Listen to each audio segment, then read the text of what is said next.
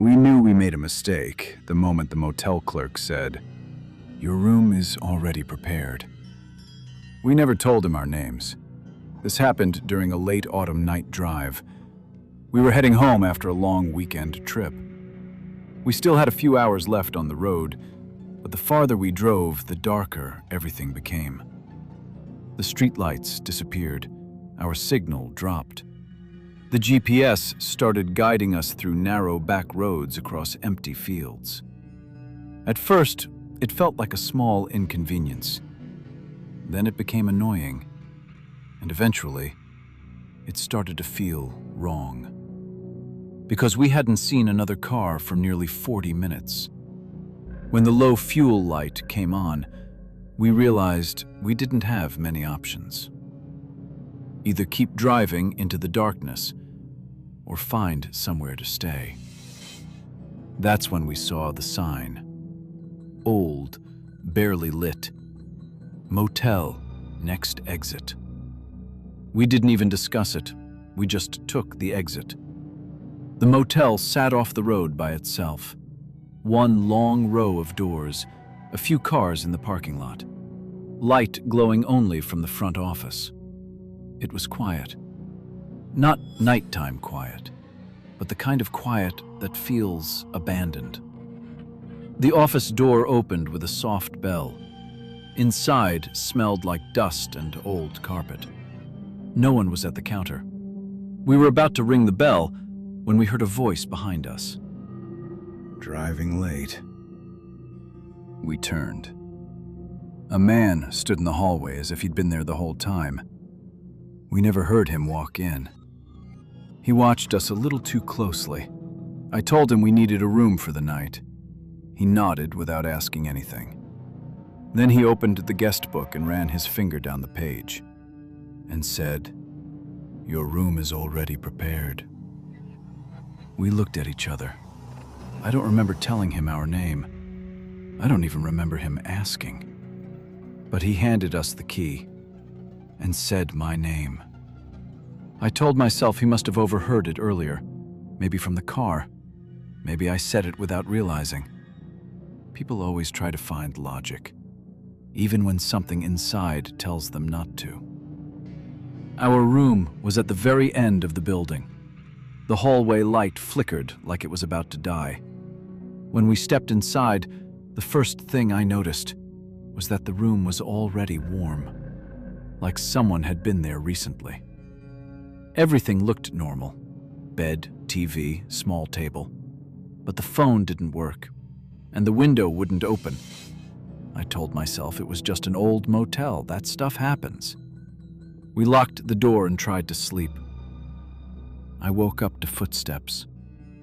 Someone was walking slowly down the hallway, like they were counting the doors. The steps stopped right outside ours. I lay there listening to someone standing on the other side.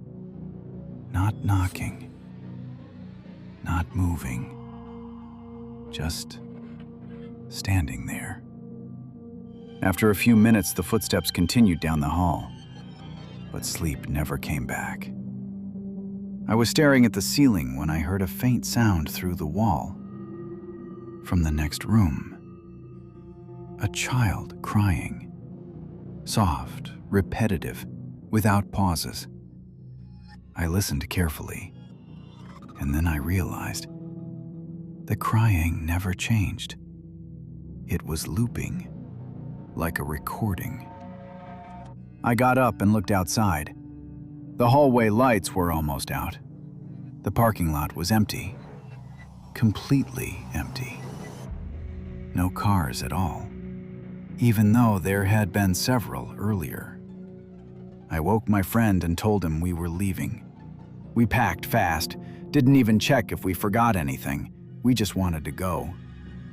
When we reached the office, the clerk was already standing there, like he'd been waiting. I told him we were checking out. He nodded and smiled. Most guests stay longer than one night. I felt cold all over. We stepped outside. Our car was still there. But when I turned the key, the fuel gauge read empty. Completely empty. Earlier that night, it had been nearly half full.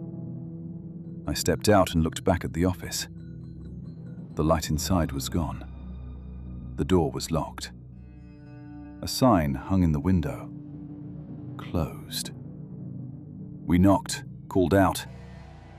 Nothing. That's when I noticed the guest book lying on the inside window ledge. The page was open. There was only one name written there. Mine. And the date wasn't today's. It was from a year ago. We finally got towed out of there hours later. The nearest gas station was only 15 minutes away. The mechanic told us the tank was bone dry, like the car hadn't had fuel in it for a very long time. I tried to find that motel later. It doesn't exist on any maps. Locals say the building was torn down years ago, after a fire. They say no one survived. But sometimes, when I'm driving at night and I see old motel signs glowing in the distance, I get the feeling one of them is still waiting for us, and that our room there is still prepared. We realized we weren't alone in the room when the TV turned on and showed footage of us walking inside. We realized we weren't alone in the room when the TV suddenly turned on and showed footage of us entering that very room minutes earlier. The camera was inside. This happened during a winter night drive. We had taken a highway shortcut to get home faster. On the map, it looked normal. In reality, it was almost empty. Snow sat in dark piles along the road. The forest pressed close to the shoulders, and we'd lost signal over an hour earlier. We hadn't seen another car, no gas stations, not even lights from houses. When heavy snow started falling, driving became dangerous. The road was nearly covered. We decided we needed somewhere to stay. That's when an old sign appeared through the fog. Motel. Vacancy. One letter flickered. The parking lot was nearly empty. We figured it was better than sleeping in the car. The front office looked like it hadn't been updated in 20 years. Old magazines, yellowed keys on the wall. Silence. The bell on the desk didn't work. The clerk appeared suddenly, not from a door, but from the darkness behind the hallway. He stared at us for a long moment, then simply handed us a key. "Room 12. You'll find it quiet there." He said it like he already knew we'd stay. The room was cold. The air felt still, like no one had opened that door in a long time. But the bed was perfectly made, and 2 cups sat on the table. We told ourselves it was just coincidence. A few minutes after we entered, the TV turned on by itself. No sound. Black and white footage. The motel hallway. We watched as the camera showed the empty corridor. Then, us. Walking into our room. I remember feeling my chest go cold, because that footage couldn't exist. The camera was inside the room. My friend stepped closer to the TV, like that might help him understand. When he stood in front of the screen, the footage switched. Now the camera was behind him, like someone was standing inside the room. We turned around at the same time. No one was there. But the bathroom door, which we had left open, was now closed. We stood frozen for several seconds. Neither of us wanted to move. Then, the bathroom handle slowly turned. Not fast, not loud, slowly. The door opened a few inches. Inside was darkness. too much darkness. We grabbed our things and rushed into the hallway. Didn't even close the door behind us. The corridor felt longer than before. Lights flickered.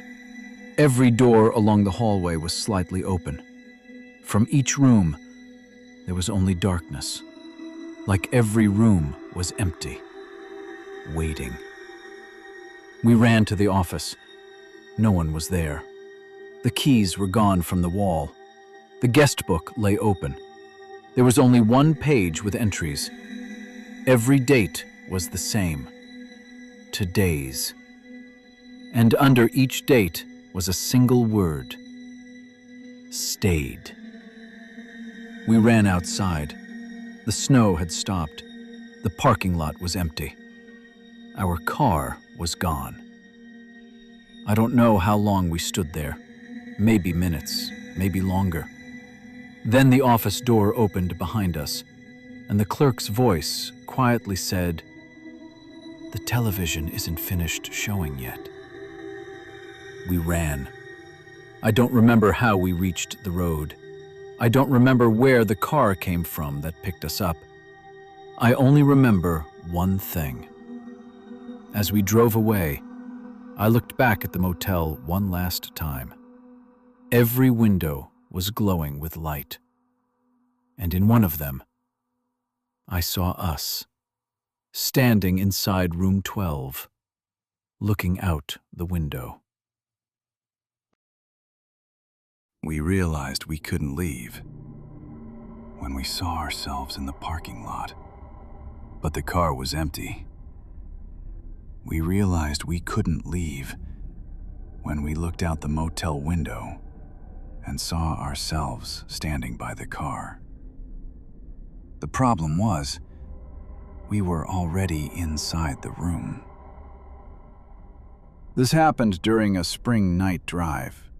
We were returning home after a concert in another city. The road was long but straight, until the GPS decided to shortcut us.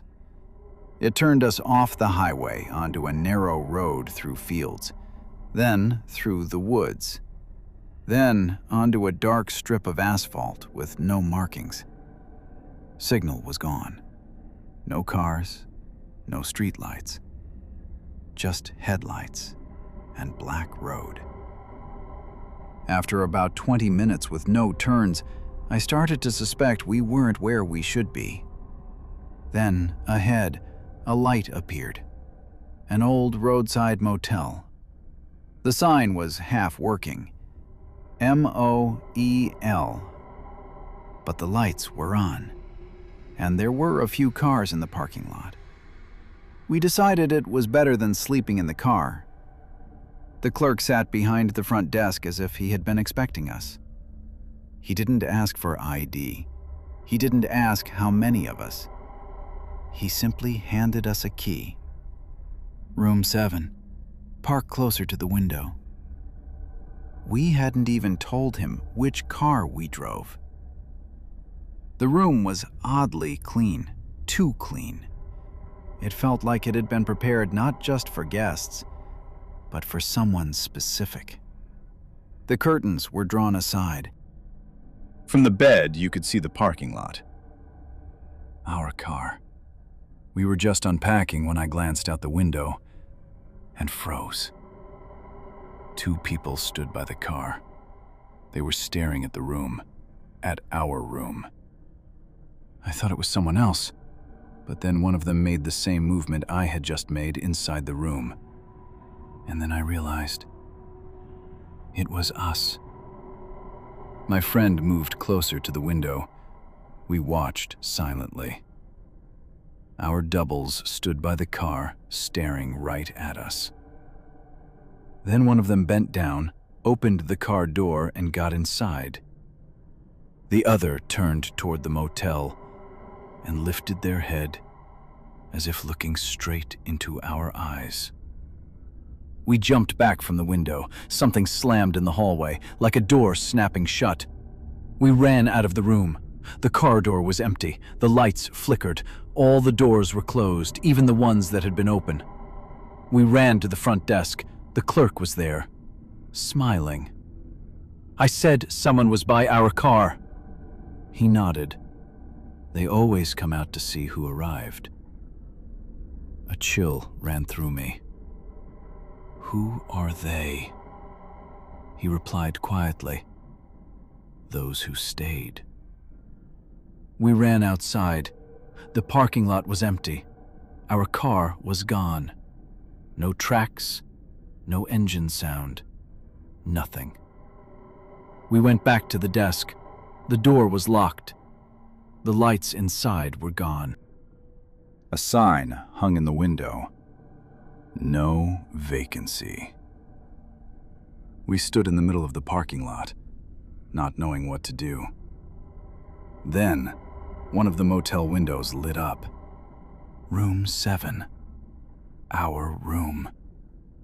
We slowly approached and saw 2 people inside, standing by the window, watching us.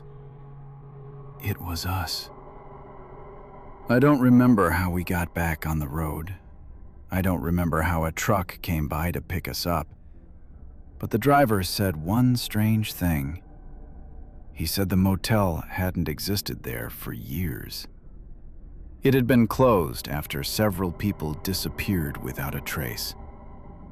They just checked in for the night and never came back.